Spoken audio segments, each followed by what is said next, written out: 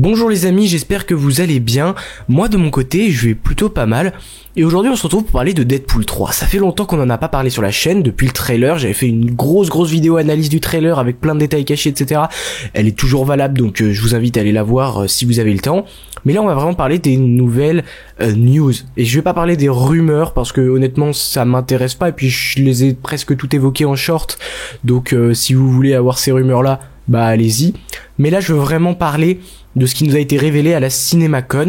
Alors la CinemaCon, c'est un salon professionnel où les entreprises, les studios, les compagnies passent en fait leurs films et expliquent leurs plans à l'avenir, leurs prochains projets pour intéresser les investisseurs, attirer des actionnaires, mais également pour attirer le public en salle pour tout simplement faire de l'argent, puisque c'est l'objectif principal d'une compagnie. Et donc là, on a eu des infos à la CinemaCon, au CinemaCon, donc cet événement-là, sur plein de projets Disney, puisque Disney a fait son panel, mais surtout sur Deadpool 3. On a eu les infos sur les 4 Fantastiques, ça va être filmé en IMAX comme Thunderbolts, d'ailleurs l'astérix du titre qu'on ne comprend pas, ils disent qu'ils vont l'expliquer au moment de la sortie du film. On a eu 2 premières images pour Captain America 4, et donc ça c'est vachement cool. Mais là, ce qui va nous intéresser, c'est Deadpool 3, puisque le film arrive quand même dans peu de temps, il arrive dans moins de 3 mois, et ça commence à s'accélérer quoi, il va arriver très bientôt. Et pour moi il y a plein de news qui sont à la fois inquiétantes et très intéressantes concernant Deadpool 3, et la manière dont il va être un film unique. Et ça, c'est ce que vraiment j'attends de ce film, c'est qu'il soit unique et qu'il nous propose de la fraîcheur dans un genre de super-héros qui multiplie ses projets depuis plusieurs années, qui commence à devenir un peu lassant, ce qu'on appelle la super-héros fatigue. C'est ça en gros, c'est y a plein de projets, ils se ressemblent tous, on va choisir nos projets plus peut-être au compte-gouttes, regarder lesquels sont différents pour aller les voir, plutôt que comme avant, tous les regarder, parce que maintenant, voilà, il manque de fluidité, de liens, surtout de liens, de construction logique de liens entre les projets, où tu te dis, tu vas voir un projet, tu te dis, bah oui, je sais pourquoi il parle de ça, et à l'époque, si t'avais pas vu les projets précédents, c'était pas très grave, tu comprenais, mais t'avais ce petit truc en plus, t'avais cet avantage-là. Là où aujourd'hui, les films sont tellement différents les uns des autres, pas du tout liés, que tu vas voir un film ou un autre, les liens, t'as pas besoin d'avoir vu l'autre film pour comprendre. Là est le problème, véritablement. Et puis les films sont beaucoup trop liés à Endgame qui a beaucoup explosé, et donc dans Thor 4 on nous parle d'Endgame, dans Black Panther 2 on nous parle d'Endgame, en fait on nous parle d'Endgame tout le temps, c'est un peu la carte Joker quand on sait pas trop quoi raconter, on se base sur ce qui s'est passé dans Endgame, et ensuite on développe l'histoire. C'est tout. Et aujourd'hui, il nous faut un nouvel gros événement dans le MCU. Alors oui, on a eu No Way Home, qui était entre guillemets un événement, mais on n'en reparle plus depuis 2021, il n'y a pas trop d'allusions à ça. Peut-être qu'on va y revenir dans Spider-Man 4, et peut-être voilà, mais en vrai, c'était plus un espèce d'épisode spécial anniversaire No Way Home, que véritablement un film événement comme Endgame. Et j'ai l'impression que ça va prendre un peu la même direction. C'est ce qu'avait dit Alex Perez, faut pas trop se hyper pour Deadpool 3, il va pas y avoir une foule de caméos à ce qu'on peut attendre par exemple d'un Secret Wars, ce qu'on attendait dans Doctor Strange The Multiverse of Madness, ce qu'on attendait à chaque fois en fait, ce qui n'est pas d'ailleurs une bonne chose. Ce sera un film plutôt à la No Way Home, il y aura quelques caméos assez voilà tranquilles, mais ce sera pas vraiment le film où à chaque seconde t'as un caméo différent. Voilà, donc ça c'est d'après les scoopers, on n'en sait rien, on verra le film évidemment pour se faire son propre avis, c'est véritablement ce qui compte, on va pas se mentir, c'est pas l'avis des autres qui va nous faire changer le nôtre. Mais bref, j'ai fait un thread sur Twitter, enfin sur X, excusez-moi du peu, mais sur toutes les news qu'on a eues concernant Deadpool 3, et on va y revenir parce que c'est plutôt très intéressant.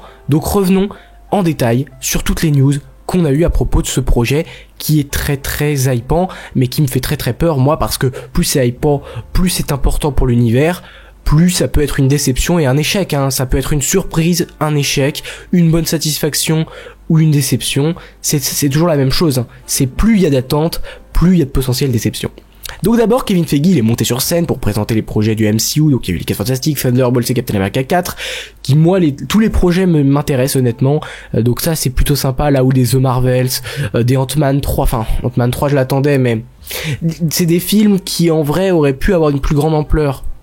Et là, la prochaine approche qu'ils vont aborder avec des films peut-être auto-centrés, mais volontairement, c'est-à-dire des films comme Les 4 Fantastiques où il va y avoir une patte artistique spéciale, des films comme Thunderbolt où il va peut-être y avoir une approche du super-héros différente avec des anti-héros, et je ne sais pas, un Captain America 4 où on va sur des combats de rue peut-être, voilà, parce qu'ils ont dit que c'était relativement terre à terre. Ça veut dire que voilà, il va y avoir des combats à main nue, des choses comme ça, un côté très politique justement qui peut être intéressant. Et plus tard Blade, qui sera peut-être un film un peu à la manière rétro, un vieux film d'horreur, je sais pas, des années 70 ou 60, qui peut être assez cool. Ça se trouve, ça va être un film moderne, hein, mais il change tellement de direction que voilà.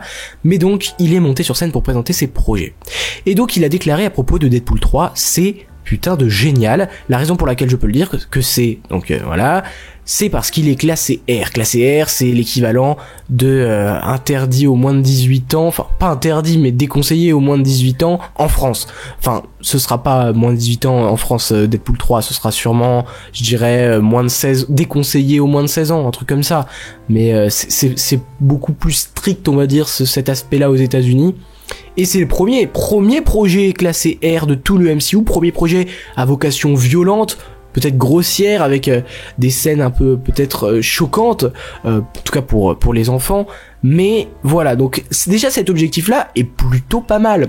Essayer d'aller chercher autre chose, même si c'est pas ouf sur le papier de faire de dire voilà des insultes, des gros mots comme on pourrait dire en français, mais voilà, des F-word, parce que c'est ça, c'est le F-word, hein, quand là c'est traduit par putain, je l'ai traduit comme ça, mais en réalité, c'est le F-word qui n'est pas autorisé dans les films du MCU. Le premier était dans Les Gardiens de la Galaxie volume 3, il y en a un dans le film, et voilà, donc c'était déjà un événement, et là, on arrive avec le premier film qui va vraiment s'adresser à un public autre qu'un public, tout public, familial, même si évidemment, je pense que des jeunes vont aller voir Deadpool, et d'ailleurs c'est même plus la cible, parce que bon, Deadpool c'est pas vraiment des très grands films de cinéma, hein, c'est des films un peu gamins dans l'esprit, on va dire. Je vais me faire incendier pour cette phrase. Tout le monde va me détester pour ça. Mais non, mais c'est mon avis. C'est-à-dire que c'est pas non plus des films, des grands films de cinéma, des chefs-d'œuvre absolus. Mettons-nous d'accord là-dessus. Vous pouvez le penser, hein. Je ne le pense pas. Mais c'est des films où tu te détends, où tu rigoles, tu poses un peu ton cerveau et puis tu vois des références, des blagues, des choses méta qui te font un peu kiffer la vibes. Voilà, je pense que c'est ça Deadpool. Donc voilà. Et donc là, Deadpool qui va être classé R, ce sera un changement dans le MCU, et c'est justement, comme je vous le disais, ce qu'on attend, c'est vraiment ça qu'on veut, c'est du changement, parce que sinon on ne va plus voir les films de comic book movies, parce que c'est les mêmes à chaque fois. Et donc là, le fait que ce soit différent, encore une fois, que ça change de la norme, que ça aille chercher peut-être d'autres choses que le film familial avec le mec gentil, le mec drôle, la petite créature mignonne et des blagues, des combats, la dose parfaite, le cahier des charges tout le temps le même sur chaque film, que ce soit Marvel, DC ou toute autre franchise qui essaye de faire du super-héros style, on va dire ce qu'on appelle la formule Marvel, hein, qui est en place depuis les Gardiens de la Galaxie, grosso modo, et donc voilà, qui va chercher un côté humoristique, action, une espèce de juste milieu, mais qui au final devient très fade plus on a de projets comme ça, avec tous les Ant-Man, les Spider-Man, tout est devenu comme ça aujourd'hui, Shazam, Aquaman, tous les projets étaient comme ça, donc c'est pour ça qu'il y a une super-héros fatigue. Enfin bref, là on va essayer de changer les choses avec ce Deadpool et Wolverine qui sort en juillet. Donc ça c'est la première info, et Kevin Feige a volontairement été entre grosses guillemets grossier pour insister sur ce fait que voilà, il va y avoir du changement dans le MCU, en tout cas avec ce film c'est un changement, et il va y avoir peut-être un peu plus de vulgarité. Voilà. Ensuite, donc là, il y a eu 9 minutes qui ont été montrées. Alors, c'est les 9 premières minutes du film qui ont été dévoilées au public, à la CinemaCon, au CinemaCon. Je ne sais absolument pas le genre de ce terme, mais vous me corrigerez si j'ai faux. Je vais dire au CinemaCon pour voilà utiliser ce terme. Mais on a eu les 9 premières minutes du film. En tout cas, on n'a pas eu, parce qu'il n'y a pas eu de fuite ni rien. Par contre, il y a des descriptions de ce qui a été montré qui sont parues, et on va revenir en détail sur ce qui se passe. Et à la fois, on n'apprend pas vraiment énormément de choses, hein, parce que tout ce qui qui a été montré, donc les premières minutes du film, c'est ce qu'on voit dans le trailer, c'est la grande majorité du trailer. Par exemple, Deadpool 3 commence par Deadpool vendant des voitures d'occasion, il s'est rangé et n'est officiellement plus un super-héros, et il est en pleine crise de la quarantaine. Bon, ça c'est pas très surprenant, et on l'avait plus ou moins compris. Alors, pas forcément cette chose-là, mais c'est déjà pas très incroyable, on va dire. Le fait que voilà, il vend des voitures d'occasion et qu'il fait sa crise de la quarantaine, c'est plutôt, on va dire, classique comme intrigue de début de film. Mais on pouvait s'en douter avec le trailer, on voit que voilà cette image où il est voilà dans un concessionnaire ou quelque chose comme ça, et du coup il vend des voitures. Alors pourquoi des voitures, j'en sais rien, mais on verra qu'est-ce que ça peut apporter à l'histoire, au développement de Deadpool, on n'en sait rien. Et après, il est arrêté par le TVA alors qu'il est rentré chez lui et qu'il a fait une fête organisée par ses amis, et donc là, dans ce cas-là précis, c'est déjà dans le trailer. On le voit, on l'a compris, il est arrêté par le TVA pendant qu'il fait une fête d'anniversaire avec eux. Voilà, donc est-ce que c'est vraiment très surprenant? Jusque-là, non. Mais attendez, parce que là, ça va vite être très intéressant. Le TVA, donc, il capture Deadpool, il se réveille au TVA, bref, et il montre à Deadpool son passé, son présent et son futur, comme ce qu'ils ont fait finalement à Loki, dans la saison 1, où on voit des images de son passé, de son avenir, et on voit toute sa vie défiler. Et il va briser le 4e mur et dire va te faire la Fox, nous allons à Disneyland. En gros, il délaisse la Fox pour aller dans la franchise Disney, puisque Disney a racheté la Fox, pour ceux qui ne savent pas. La franchise X-Men appartenait à la Fox, et d'ailleurs les 4 Fantastiques aussi, jusqu'à peu près en 2019, et le rachat de la Fox par Disney, où ils ont désormais les droits des personnages. C'est pour ça qu'on retrouve Deadpool, et que c'est pas fait par la Fox, donc voilà, il y a une petite tacle à la Fox qui a disparu. Ensuite, donc dans les images qui sont passées, on le voit dans le trailer notamment, des images avec Captain America, Soldat de l'hiver, Thor Ragnarok, il me semble, Avengers l'ère d'Ultron, des images qui sont passées. On en a fait l'analyse justement dans la grosse vidéo où on analyse le trailer frame par frame et tous les détails qu'on y trouve. Mais là, ils ont eu un aperçu de quelque chose d'assez étrange. Et ça va beaucoup nous intéresser dans l'analyse. C'est dans Deadpool et Wolverine, des images d'archives de Thor, le monde des ténèbres seront réutilisées, mais modifiées en montrant le Thor de Chris Hemsworth, pleurant sur le col de Deadpool et donc pas celui de Loki. Cela se passe dans un avenir lointain, explique l'agent Paradox à Deadpool. Et ça, c'est ultra intéressant. Et je vais vous expliquer pourquoi. En gros, dans ces images-là, on a donc c'est sûrement dans le cadre de ce que dit là. On va lui montrer son passé, son présent, son futur. Et son futur dans le MCU, ce serait quoi à part Secret Wars? Parce qu'on sait que le Marvel Studios Kevin Feige voulait introduire les personnages un peu multiversaux comme Deadpool, comme Spider-Man de Tobey Maguire, etc. dans le film Avengers Secret Wars et laisser plus aux héros de la Terre du MCU la possibilité de s'exprimer et d'être montrés dans ce qui était The Kang Dynasty, ce qui sera peut-être The Kang Dynasty, mais en tout cas Avengers 5. Là, on sait que on lui montre un peu de son avenir et on voit Thor, alors des vieilles images qui ont été réutilisées du Thor le monde des ténèbres où Loki est mort, mais là c'est Deadpool que pleure Thor, et on lui dit que ça arrive dans le futur lointain. Cela se produit dans un futur lointain. Alors ce qui est assez étrange puisque le TVA est censé être hors du temps, dans un endroit où le temps n'a pas d'importance et n'a pas de signification exacte. Donc, voilà. Et pourquoi c'est tant intéressant? Parce que justement, comme je viens de le dire, l'avenir de Deadpool dans le MCU c'est Secret Wars, et on a un Thor d'une version de Thor, le monde des ténèbres, qui pleure Deadpool. Est-ce que ce serait pas une version de Thor qu'on retrouve dans Secret Wars? Une version comme il y en aurait plein d'autres, comme on le retrouve dans le comic Secret Wars, où la garde de Fatalis, ce sont de multiples versions de Thor, cette fois celle de Thor, le monde des ténèbres, qui pleurerait la mort de Deadpool, qui meurt dans Secret Wars. Est-ce que ce serait le premier teasing, la première pièce, la première pion avancée pour avancer justement dans cet univers qui a pour but d'aboutir à Secret Wars, parce que c'est ce qu'on veut. Comme je vous l'ai dit, on veut une direction, on veut se dire si je regarde ce projet-là, ça va m'aider à comprendre les futurs projets. Et c'est la première chose qui est voulue, je pense, par Kevin Feige et autres pour avancer dans le MCU, c'est il a peut-être compris enfin qu'il fallait des liens, des indices, voilà. Et ce premier indice là pour aller jusqu'à Secret Wars pourrait être utilisé. Je n'en sais rien, c'est que les 9 premières minutes d'un film qui devrait durer plus de 2 heures. Donc effectivement, ça ne veut absolument rien dire. C'est peut-être juste un clin d'œil, une blague, on ne sait pas, on n'était pas là, on n'a pas l'extrait.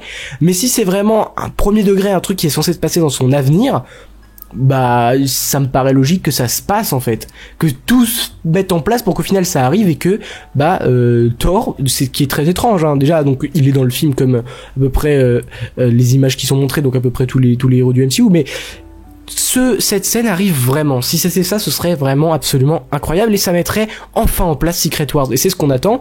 Et en fait, comme je le disais, je pense que vraiment Deadpool 3, comme le disaient les rumeurs, les scoopers, etc., c'est vraiment le film qui va avant Secret Wars. En gros, c'est le préquel à Secret Wars. C'est le film qui met en place tout pour introduire Secret Wars. D'ailleurs, le néant, dans lequel, donc de la série Loki, dans lequel va sûrement se passer une très grande partie du film, on avait dit 75%, quelque chose comme ça, bah ce sera le lieu où va se dérouler les événements de Avengers The Secret Wars, sûrement. Donc, enfin, les théories affluent sur ça, et moi je pense d'accord, que le néant fasse office de Battle World, et donc, effectivement, que Deadpool et Wolverine, en gros, ce soit comme l'introduction, le prologue, le prélude à Avengers The Secret Wars. Donc ce serait absolument intéressant. Donc cette info est plus intéressante que ce qu'il n'y paraît au premier abord. Ensuite, dans les 9 minutes, donc l'agent Paradox confie à Deadpool qu'il a été choisi pour sauver la timeline sacrée. Alors ça, c'est les rumeurs qu'on avait. Il va devoir protéger la timeline sacrée. Mais qu'est-ce qu'est la timeline sacrée? Est-ce que c'est ce qui est protégé par Loki, l'espèce d'arbre qu'il a créé à la fin de Loki saison 2? Ou est-ce que c'est carrément tout le multivers? Ou est-ce que c'est juste l'univers 616? Ou est-ce que c'est quoi, en fait?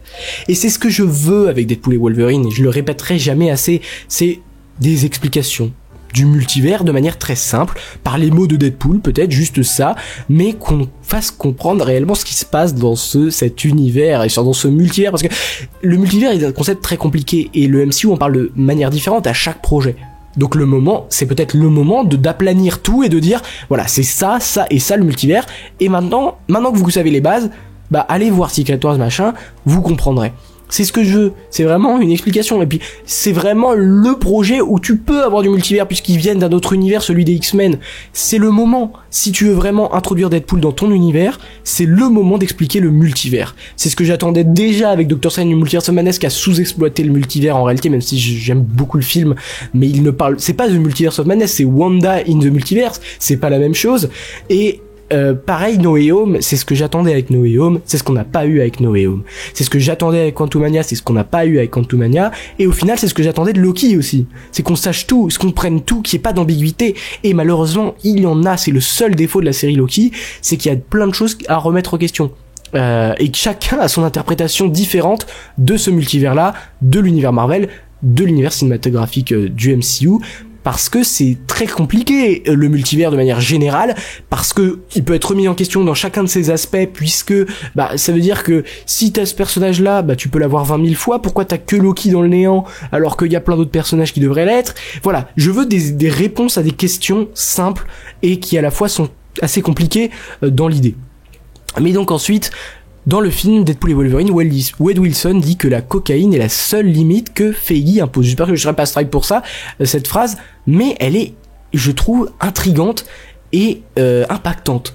Pourquoi? Parce que Kevin Feige dit que le film est incroyablement bien, hein, il l'a dit, il le sent, et c'est pour ça qu'il veut d'ailleurs plus se diriger vers un truc autour de Deadpool et Wolverine dans son film Avengers, dans son prochain film Avengers d'après les rumeurs, mais ça le critique lui. Dans le film, quand Deadpool dit je suis le sauveur de Marvel, quand on dit que c'est lui qui doit protéger la chronologie du MCU, etc., c'est littéralement ce qu'il doit venir faire. Il doit venir sauver le MCU dans une période assez compliquée de désintéressement de super-héros fatigue, comme je vous l'exposais juste avant. Et on a une critique de Kevin Feige, on va avoir des critiques de la Fox, on va avoir des critiques sûrement de Disney, et la critique de la société qui fait le film par le film, je trouve ça absolument fou. Et il faut pousser le concept au maximum. Il faut que ça devienne un film assez révolutionnaire, un film qui se critique lui-même, qui critique le genre dans lequel il évolue. Et c'est ce qu'il nous faut, et c'est le film qui peut le faire. Parce que c'est le film qui arrive au bon moment pour le faire, c'est le film qui arrive en plein milieu d'un désintéressement et des gens qui en ont marre, et c'est le film qui peut briser le 4e mur. Deadpool brise le 4e mur et parle au spectateur. Il peut te dire, oui t'es saoulé, mais moi je vais te réintéresser à cet univers.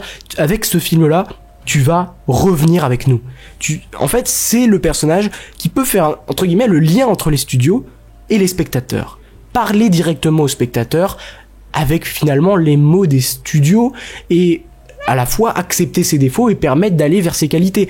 C'est ce qu'il faut. Et Deadpool va, je pense, ne pas lésiner sur les critiques de son propre univers, des propres personnages, et c'est ça que je veux qu'il soit exacerbé dans Deadpool et Wolverine, dans Deadpool 3. C'est ce que je veux, et c'est si tout ce que j'ai dit, toutes mes attentes que je suis en train d'exposer se réalisent, c'est là que le film va marcher, c'est là qu'il va fonctionner, et que ça va être plus fonctionnel que jamais. Donc j'attends avec impatience qu'on nous montre quelque chose comme ça, vraiment.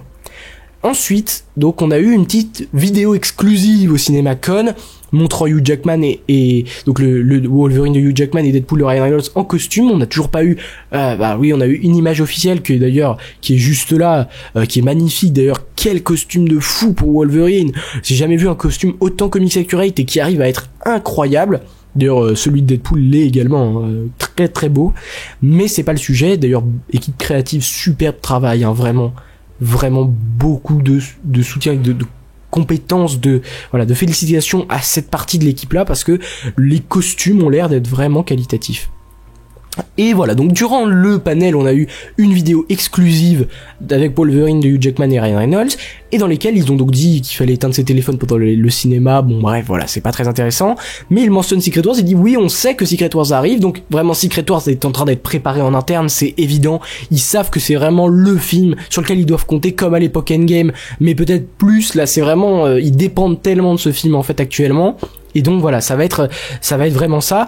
Et à la fois ils brisent tous les deux le quatrième mur, c'est-à-dire que Wolverine a brisé aussi le quatrième mur pour parler aux spectateurs, et ça, bon je vais pas dire exactement ce qu'il a dit parce que bon c'est assez immature, mais ça a plu à Deadpool que Wolverine a réussi lui aussi, et il lui a dit je savais pas que tu avais ça aussi en toi, de briser le quatrième mur. Alors je sais pas si dans le film en lui-même il y aura un Wolverine qui brise le quatrième mur. Ce serait assez intéressant en réalité d'avoir un deuxième personnage qui suit Deadpool dans sa démarche, qui le prend pour ridicule, qui a compris qu'il parlait aux spectateurs. Même si il y a eu She-Hulk, mais ne revenons pas sur ceci s'il vous plaît. Mais voilà, l'autocritique qui est faite, c'est un truc qui va aussi être majeur, un pilier, un tournant, je pense. Et puis enfin, il y a un nouveau synopsis qui a été fait, qui apprend des choses. Alors il apprend pas énormément de choses, mais il apprend quand même des choses. On nous dit que donc il a raccroché les crampons en gros, jusqu'à ce que sa famille, ses amis et le monde entier soient menacés. Donc le monde entier, le monde de Deadpool. Et j'ai une question qui va être très importante, mais on en revient juste après.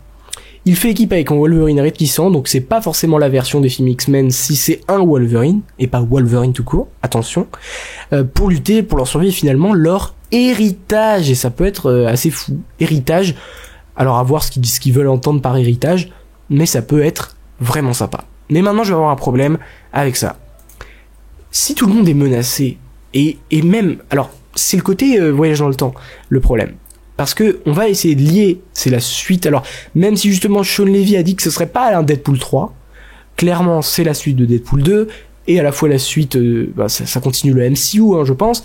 Mais ce qui là va être vraiment impactant, et ce qui va vraiment déterminer si le film a compris, c'est vraiment ne pas faire des incohérences supplémentaires, et c'est ça qui va être dur. Parce que là, on nous dit que toute sa famille est en danger. Mais sa famille, d'ailleurs, il va y avoir Peter dans le film, machin. D'ailleurs, d'après les retours qu'on a, il n'y a pas de mention, en fait, que c'est un autre univers. Ça veut dire qu'il a utilisé le voyage dans le temps pour ramener à la vie les gens. Sauf qu'on nous a clairement dit dans Endgame que ça créait des réalités alternatives, que ce n'était plus la réalité, que le passé devenait le futur, que le futur était le passé, finalement. C'est assez compliqué, mais si tu modifies le passé, ton futur dans le passé devient ton propre futur.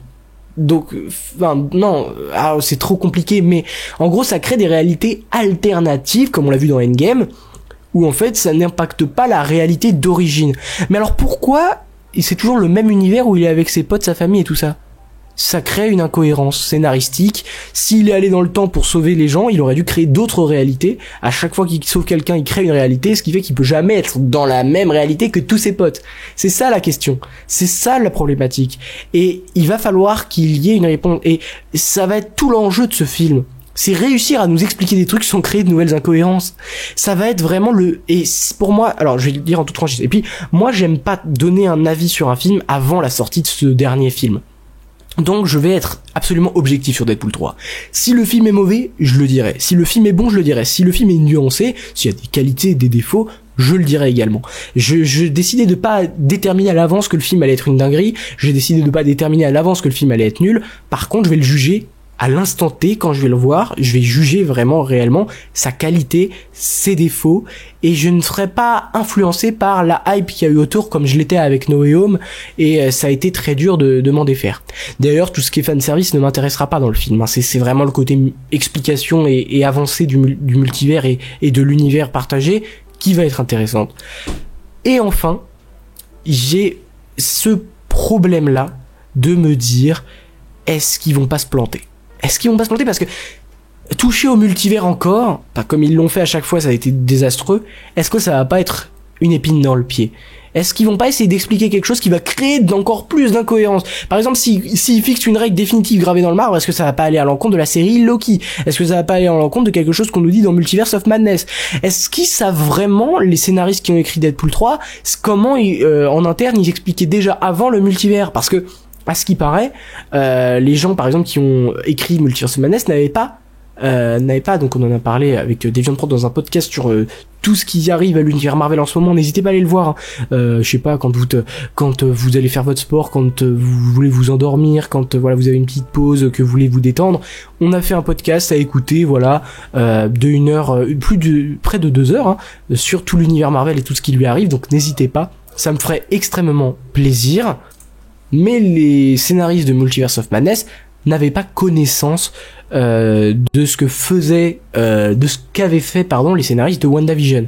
Ça veut dire que les gens le problème c'est qu'il manque de coopération. À l'époque de l'Infinity Saga, t'avais un mec qui écrivait un film et en fait le prochain film était la suite du film précédent et c'était relativement les mêmes personnages qu'on suivait. Donc c'était assez simple, c'était comme la suite d'une franchise.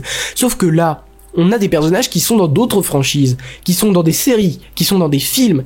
Et Deadpool, lui, c'est la suite de son film. Donc c'est là que ça va être sympa. C'est que on peut créer la suite du film Deadpool. Mais est-ce qu'en créant la suite du film Deadpool, on ne va pas créer des incohérences avec le multivers expliqué dans d'autres programmes ? C'est toute la question et c'est tout le questionnement. Et en fait, c'est pour ça que ce que je dis que les attentes qu'on a autour du film peuvent être totalement déchues. C'est que ça peut être catastrophique. Ça peut être un flop monumental. Parce que le film, la qualité du film n'est pas connue. On ne sait pas, on n'a pas eu de retour encore. Et on n'a pas fait notre propre opinion là-dessus. Mais est-ce que ça peut pas être la déception ultime, malgré le fait que ça a l'air hyper incroyable sur le papier de préparer le terrain pour Secret Wars. Parce que si tu prépares mal le terrain pour Secret Wars, t'es foutu. C'est le film pilier tournant avec les 4 Fantastiques, je pense, des films Avengers et de la réussite future du MCU. Je le répète, je le répéterai encore, et je le répéterai à jamais jusqu'à le voir, et même après, ce sera toujours le film pilier. Alors je disais la même chose pour Ant-Man, et je me suis rendu compte qu'il servait à rien, le film, au final, mais c'est pas le sujet. Et donc voilà, c'est ce que je veux, c'est que justement, voilà, c'est exactement ça que je veux dire.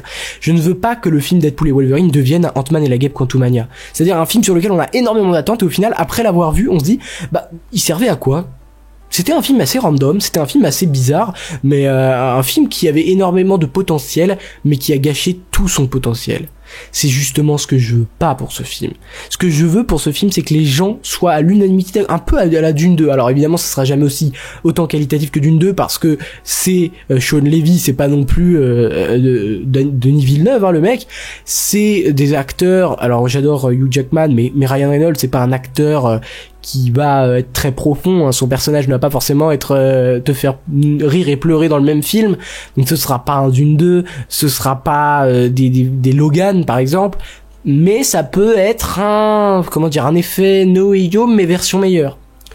En tout cas, le film va sûrement marcher parce que c'est un film qui va avoir je pense une bonne communication et tout ça, mais on se retrouve très très vite pour en parler et de donner des nouvelles du film, comment est-ce qu'il va évoluer. On va sûrement faire une vidéo pour savoir qui va être dans le film et est-ce que c'est une bonne idée à chaque fois.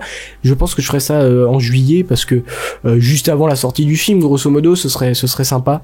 Mais bref, voilà, j'espère que la vidéo vous aura plu et n'hésitez pas à me donner votre avis sur tout ce qui a été dévoilé sur le film parce que c'est intéressant. Et n'oubliez jamais, Subscribers, rassemblement, et likez, abonnez-vous, et n'hésitez pas à aller voir le podcast et tout ce qui s'ensuit sur la chaîne. Allez,